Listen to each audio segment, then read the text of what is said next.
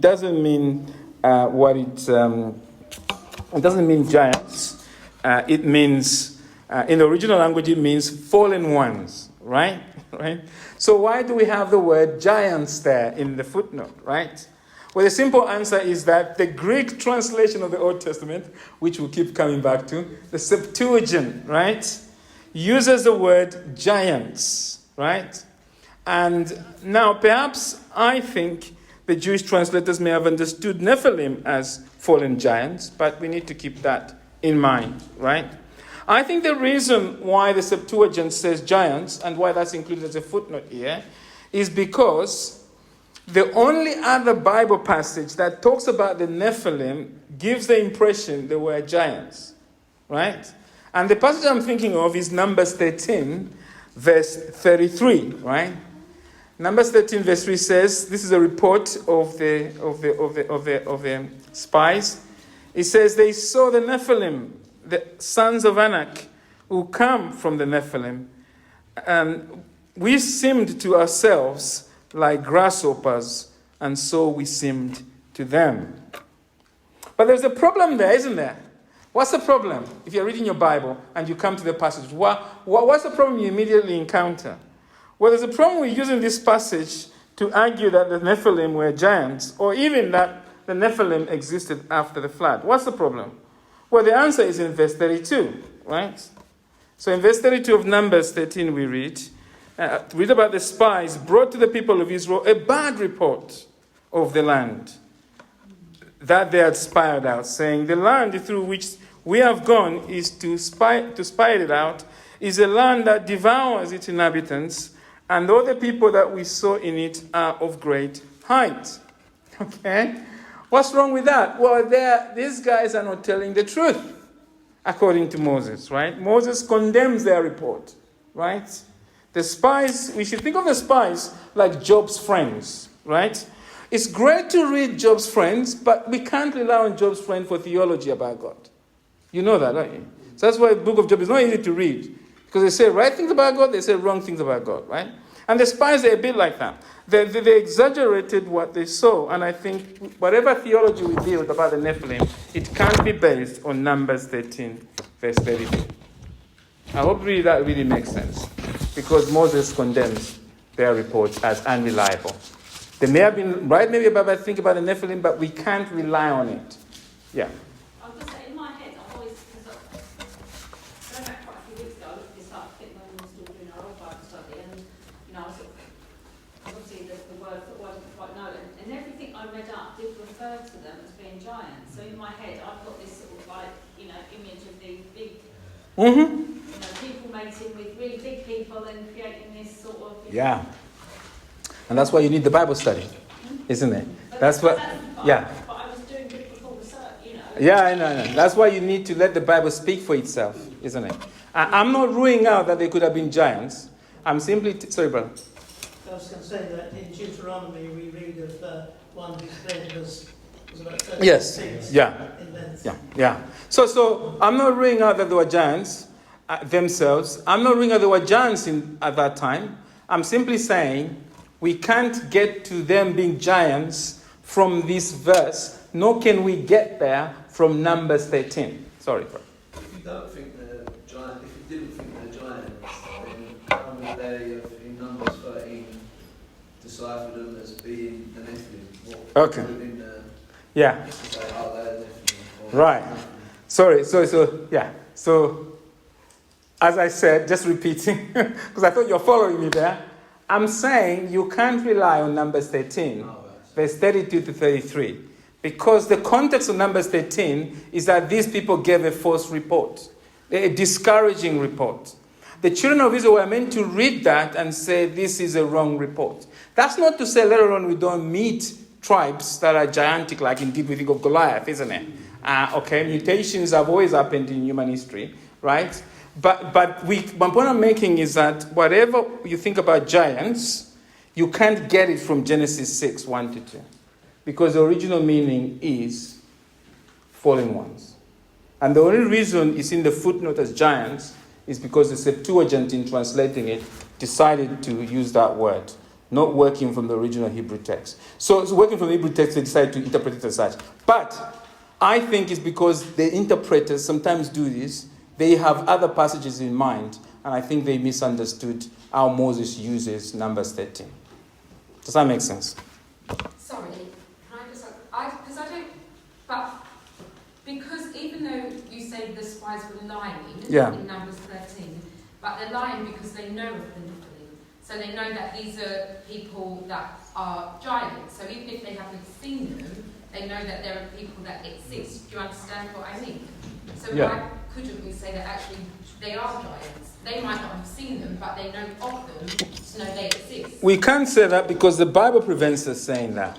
The biblical context prevents us saying that. It's saying the report of the giants about that the spies have given is not reliable.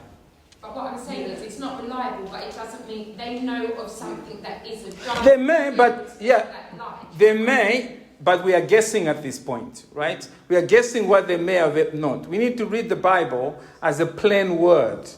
The plain reading of the Bible in Numbers 13 is that they have given a report. It's like put it this way. It's like go outside, and I said I was out there and I saw somebody shooting around and they look very, very dangerous, right? Now, it may be that's because I have seen something that is similar to that or not, right? But the key point is, what does Moses make of their report? He disagrees, right? Sorry to ramble, but I feel tired because it's like when Satan tempted Jesus, he started with the truth and twisted it. So I think the point that she's making and that I was going to make is that they would have not made that association of great height and Nephilim if there wasn't an association. There would have been legends about giants. Yeah. They were lying that they were giants. Yeah. They made an excuse. Yeah. But they connected the two. They said they were great at height, they were Nephilim. Yeah. So that's the connection. Yes. Yeah. That's discarded is if you're saying that the original interpretation of Nephilim. That's where I'm... Well, there are two issues, So you need to take both issues. You need to understand the... sorry, but... I just wanted to say in Deuteronomy 1, for example, when we have the reports of the spies rehearsed to the new generation. The people said that the people are greater and taller than we. The cities are great and fortified up to heaven. This is verse 28 following Deuteronomy 1. Besides, we have seen the sons of the Anakim there. Then I said to you, do not be in dread or afraid of them. The Lord your God who goes before you will himself fight for you, just as he did for you in Egypt. So Moses is not saying alliance. No. He is accepting their report. Yes. He's saying, that they are there, the sons of Anakim are there, but don't be afraid of them. I would read that slightly different. I would read that what Moses is doing in Deuteronomy 1 in light of Numbers 13, right? I would say Moses has already been clear in Numbers, which comes before Deuteronomy, that they have already, if you like, right, given a false report. What Moses is doing in Deuteronomy 1 is encouraging the people that regardless of the report you have received, regardless of the rumors, do not be afraid because the Lord will fight for you.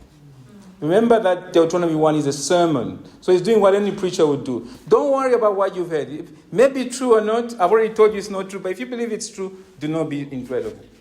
So that's how I would read that. It's a good passage, but I think we need to balance that with Numbers 13 and know what actually is happening in Deuteronomy. The fact that Moses is preaching to encourage the people, regardless of their fears. So, those are good questions, and we need to hurry up. Sorry.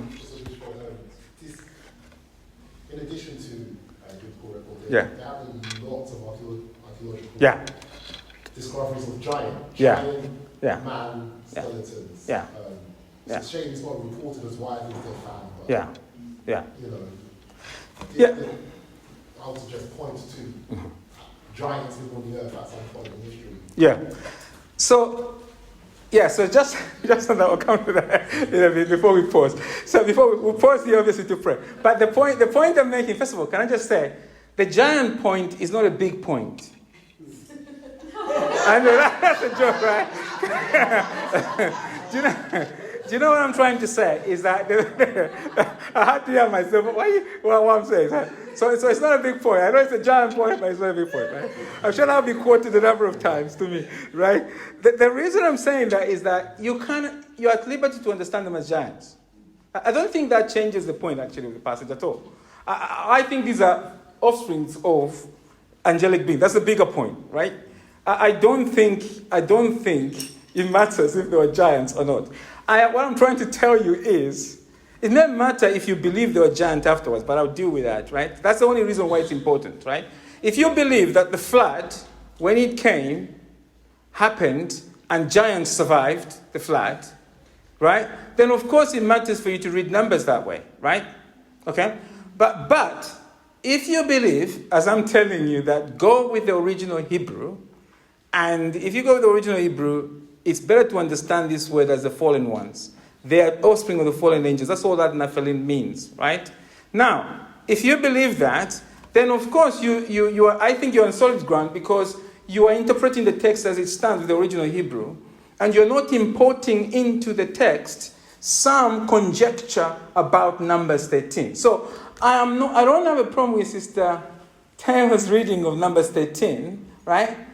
If she's reading it as Numbers 13 on its own to understand it, I have a problem with it if you import that reading into Genesis. It fails on the wording itself. It also fails because that text you're bringing in is a less reliable text compared to Genesis 6. It's less reliable because it's based on a false report. The witness doesn't stand up in court at all because under cross-examination is a liar. The spies are.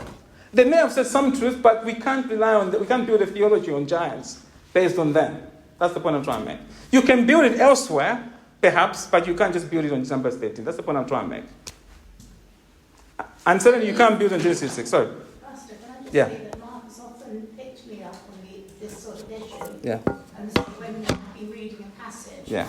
and has actually told me I've got hung up on something that isn't the central point. It isn't, yeah. And Yeah. I think we do need to keep everything in balance and not give giants an unnatural importance. Yes, yeah.